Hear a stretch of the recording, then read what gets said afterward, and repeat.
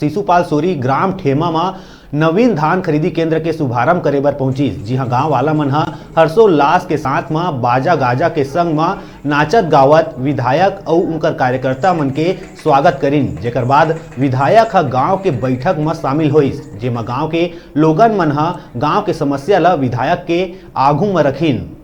समस्या ला सुन के गांव वाला मन ला आश्वासन दिस के जल्द से जल्द आप मन के समस्या के निवारण करे जाही। ओकर बाद में धान खरीदी केंद्र के शुभारंभ करे गई। और ऐसे क्षेत्रों में हमारा आना कम होता है। रावस हो गया, ठेमा हो गया, चिंदखड़क, इधर इंसान नर्रा वगैरह में हम जब आते हैं तो यहाँ बड़ा उत्साह लोगों में रहता है।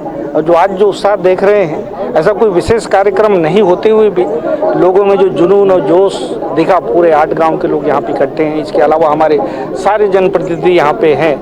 तो ऐसे क्षेत्रों में बहुत उम्मीदें रहती है, जो भी सरकार बनता है, चाहे हमारी सरकार हो चाहे किसी की भी सरकार हो। और बड़ा उपेक्षित क्षेत्र रहा है ये। बहुत सारी मांगे हैं, बहुत सारे उन्होंने मांगों का दिया है। उसमें मुख्यतः सड़क है, सामाजिक भवन है, पुल पुलिया है, और इनके लिए हमारी कार्य योजना बना है।